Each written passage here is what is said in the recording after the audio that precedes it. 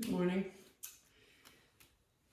Hi everybody, and especially warm hi to new members. I was kind of thrilled to see a lot of people join up, and I hope you might enjoy these videos. Otherwise, just follow along for pots and whatnot. I made a video about throwing yesterday, but it got kind of long, and I realized I turned it into like an introductory lesson, and that's not really what I want to do here. I just want to very, in a kind of cursory way, show the process. So rather than talking about it too much, I thought today I'll introduce my tools and then just throw a mug. For me, throwing is one of the simpler aspects of the process. It becomes more complex and, to my mind, engaging when I get to for instance, trimming and adding a handle, or if I'm doing a teapot, all the different elements that go into a teapot. The tools I'm going to use today are a rubber rib. I might use a flexible metal rib. You always need a sponge. You need a lump of clay. And I'll use this to kind of clean up at the end. And then I'll use a wire tool to pull it off the wheel and set it aside. So let's begin. For me, this is a pretty meditative process. It's quiet, although sometimes I play music. Some of my students last year introduced me to Bad Bunny, so I may listen to Bad Bunny or classical music or what have you. But I'll usually just work quietly. All right, so you begin by centering the clay, and I'm going to move the camera down and then just let you follow along as long as you wish.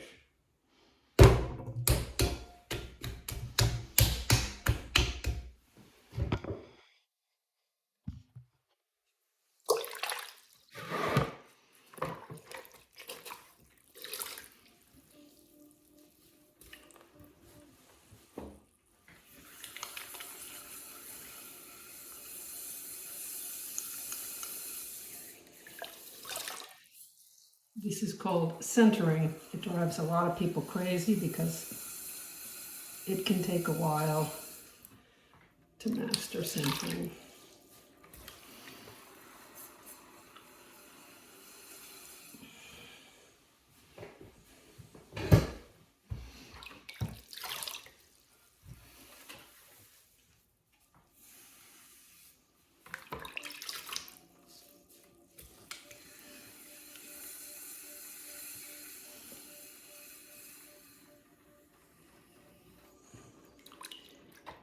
I'm basically trying to stabilize the base, get rid of any wobble, cone it up, and then I like to bend it to one side a bit into my very stable left hand, which is anchored in my hip.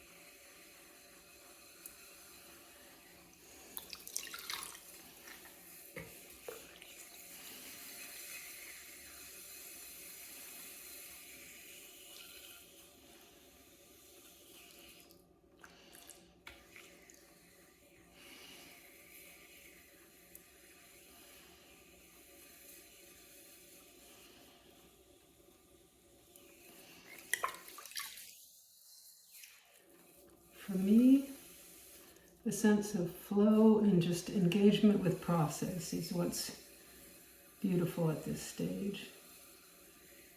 And in the summertime when the windows are open, I can feel a breeze in here.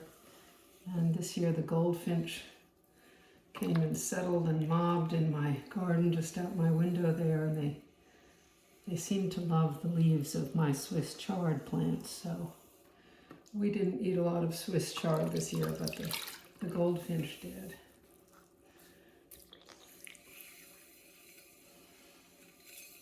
At this point, I'm compressing the base. You just push down against it time and again, pressing it into the wheel, and that is an important step because it keeps the clay from cracking later when it's firing to a high temperature. You want those atoms to be pressed tightly, so if they begin sort of loosely organized, what you're trying to do here is push them down into each other. So I spend a bit of time here carefully.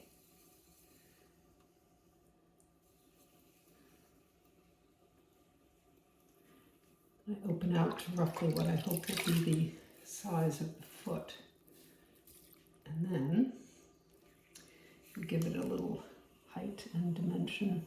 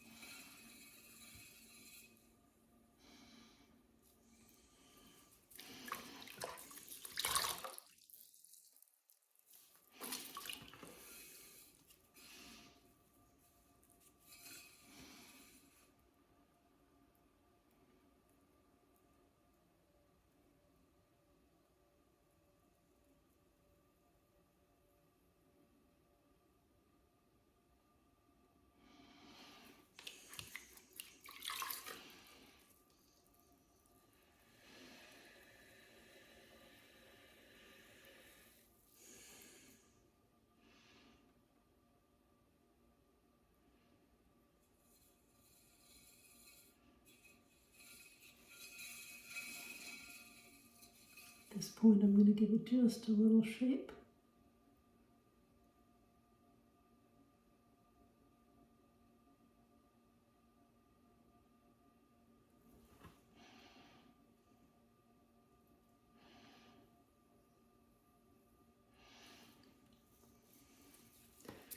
I'm going to want to give it a very slight curve at the lip.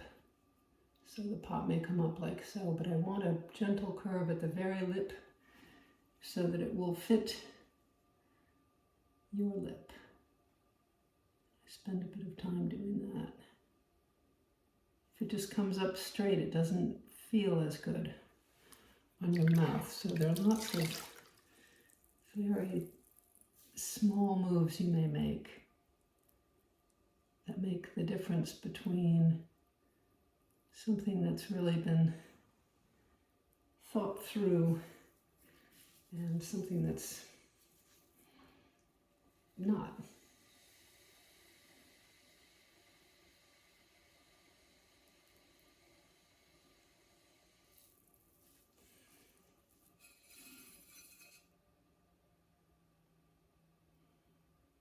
You can see the very gentle lines in this form. Those are called throw lines from where you pull the form up. And sometimes you keep them and sometimes you don't. If you're not going to keep them, that's where you'd run a rib up the side. But I'm liking those throw lines and I'm going to keep them today for this pot. And then, because this is going to be part of a family, I'm going to use this tool and just make a couple lines right where this form changes here, just to say I'm part of this crew, because I'm making not a set but a family of mugs. And the thing that is going to sort of distinguish them as a family are these lines. All right, I might refine a little bit later, but at this point, basically the form is done. It's in an odd way one of the simpler parts of pottery is just throwing forms. I'm going to trim some material off the base here, because that's going to both give me a nice solid compression at the foot, make that stronger. It's also going to tell me that it's nicely centered, so when I invert it to trim it later, I'm going to use that as my guide. And that is basically that. I will have a couple videos later to show trimming and handles, but that's kind of the basic form. And for production potters who may make 50, maybe even, I don't know, 100 mugs a day, they often have tools that come in from the side and they can tell, oh, I want it exactly that high. So they'll have a tool that they can manipulate and fix at this height. They may have another tool here that says, oh, I want exactly this width. And maybe even a third one that says, and I want the base there. And that way they can produce mugs that are going to be exceptionally consistent.